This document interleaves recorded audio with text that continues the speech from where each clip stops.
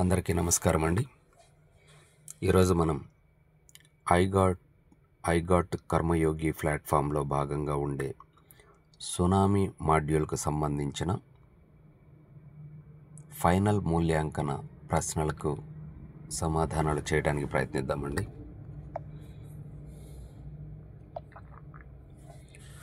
First question, tsunami సాధారణంగా వరుస అలలతో ఉంటుంది. వీటిని ఏమంటారు అంటే అలల రైలు అని పిలుస్తారు. సెకండ్, సునామీ తర్వాత మీ పరిసరాలు సురక్షితంగా ఉన్నాయో లేదో అంచనా వేసే సరైన పద్ధతి ఏంటి?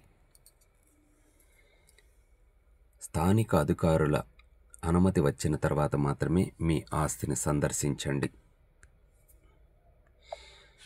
థర్డ్ క్వశ్చన్, సునామీలు ఎక్కువగా ఏ కారణంగా ఏర్పడతాయి?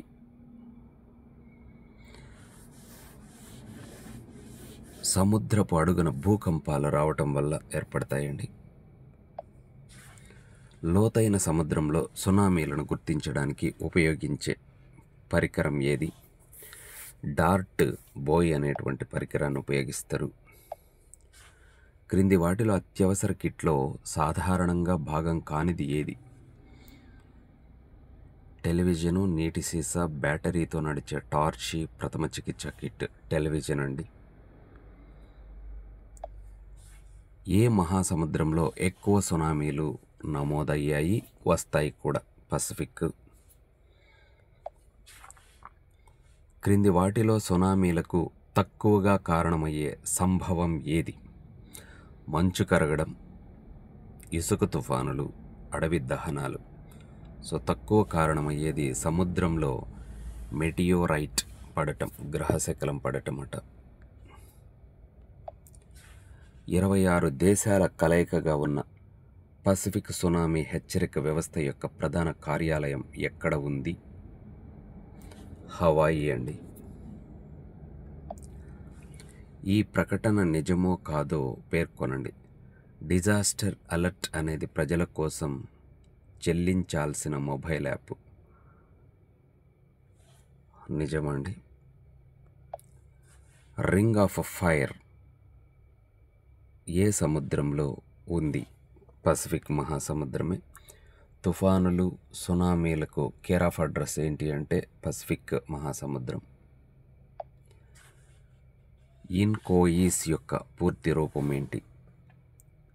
Indian national centre for ocean information service, international centre for ocean infections service, international centre of operations in submarine, Indian national centre for operating information service. I don't know exactly this answer. I think Indian National Center for Ocean Information Services. Tsunami హెచ్చరిక సమయంలో తీర ప్రాంతం మరియు సముద్ర తీర ప్రాంతానికి వెళ్ళకూడదని ఎందుకు చెబుతుంది?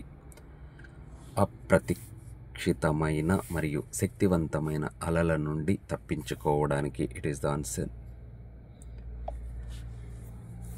మీరు తీర ప్రాంతంలో పర్యాటకుడిగా ఉన్నప్పుడు భూకంపం సంభవిస్తే ఏం చెయ్యాలి?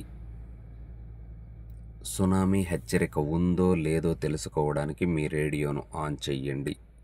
తద్వారా ఇన్ఫర్మేషన్ తెలుస్తుందని.